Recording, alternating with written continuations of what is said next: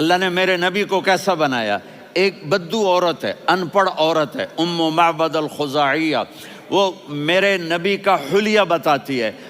آپ کو ترجمہ کر کے سناؤں گا، لیکن آپ الفاظ کا ردم اور الفاظ میں میوزک وہ آپ سب محسوس کریں گے۔ وہ بدو عورت کہتی ہے رأیت رجلا ظاہر الوضاء ابلج الوجه حاسن الخلق لم تعبه ثجلة ولم تزر به سعلة وصيم قصيم في عينيه دعج في أشفاره وطف في صوته سحل في لحيته كثافة في عنقه سطع وصيم قصيم أكحل أحور أزج أقرن إن تكلم علاه البهاء وإن سكت فعلاه الوقار وكأن منطقه خرزات نظم ينحدرن۔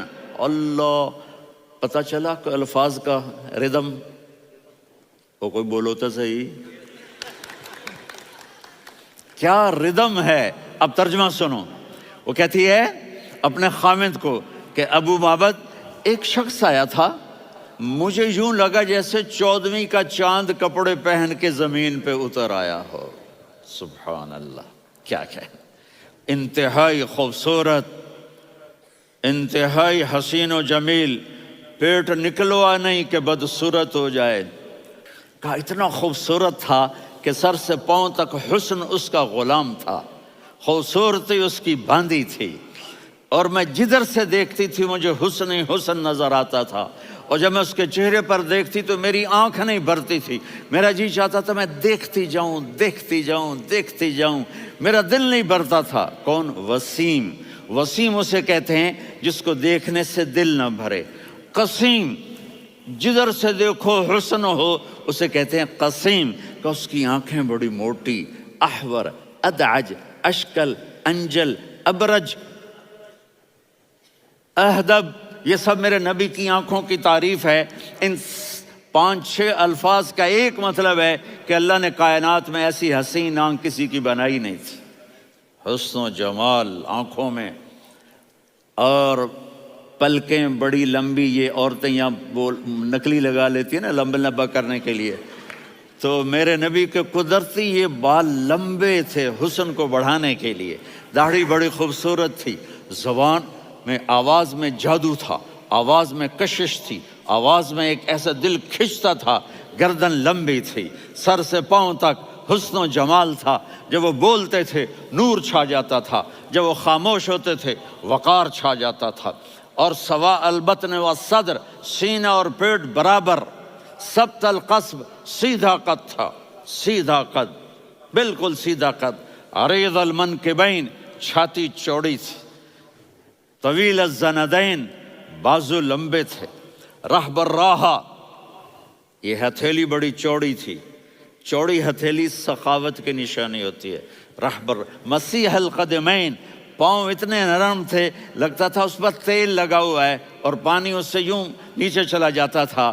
اور یمشی تکفین، کندھے جھکا کے چلتے تھے۔ اللہ اکبر، یہاں 4 آدمی سلام کریں تو آدمی یوں ہو جاتا ہے، اور میرے نبی کو فرشتے سلام کر رہے ہیں اور آپ یوں چلتے تھے، ایسے ایسے چلتے تھے، تھوڑے سے کندھے جھکا کے چلتے تھے، ایسے آپ کبھی نہیں چلے۔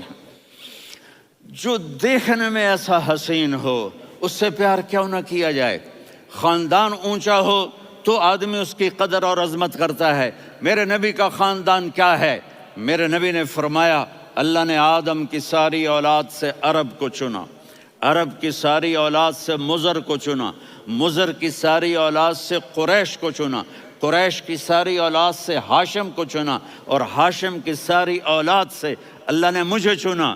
میں سب سے اعلیٰ خاندان کا ہوں، عالی نسب ہوں۔ میرے اللہ نے میرے 10 نام رکھے ہیں، میں محمد، میں احمد، میں ماہی، میں حاشر، میں عاقب، میں فاتح، میں ابو القاسم، میں طٰہٰ، میں یاسین۔ ان سے پوچھو، میں ایک مثال دیتا ہوں، محبت ہوتی ہے نا، چھوٹا بچہ گود کا، میرا چاند، میرا دلارا، یہ اس کا بچہ ہے بٹن جتنا، یہ نبیل کا اتنا سا ہے، تو اس کو کبھی یوں اٹھاتا ہے، کبھی یوں اٹھاتا ہے، کبھی یوں اٹھاتا ہے، کبھی یوں اس کو لوریاں دیتا ہے، میرا چاند، کالا ٹٹ میرا چاند، میرا چاند، میرا چاند۔ تو میرے رب کو اپنے حبیب سے محبت ہے، تو صرف محمد نہیں کہتا، چونکہ محمد کہنے سے محبت کا فلو نکلتا نہیں، تو اللہ نے اپنی محبت کے فلو کو نکالا۔ میرا محمد، میرا احمد، میرا ماہی، میرا حاشر، میرا عاقب، میرا فاتح، میرا قاسم، میرا ابو القاسم، میرا طٰہٰ، میرا یاسین، یہ اللہ نے اپنے حبیب کے نام۔ اور پھر قرآن میں جاؤ، شاہد، مبشر، نذیر، داعی الی اللہ، سراج منیر، رؤوف، رحیم، عزیز، حریص، مزمل، مدثر، یہ اللہ نے پورے قرآن میں سارے نبیوں کا نام لیا۔ یا عیسیٰ، یا موسیٰ، یا یحییٰ، یا ابراہیم، یا نوح، نام لے کر پکارا، لیکن اپنے حبیب کو ایک دفعہ بھی یا محمد نہیں کہا، بلکہ لقب سے پکارا، یا ایھا النبی، یا ایھا الرسول، یا ایھا المزمل، یا ایھا المدثر۔ میرے رب نے اپنے حبیب کو ساری نسلوں میں سب سے عالی نسل بنایا۔ اگر اپنے نبی سے پیار نہ کریں تو کس سے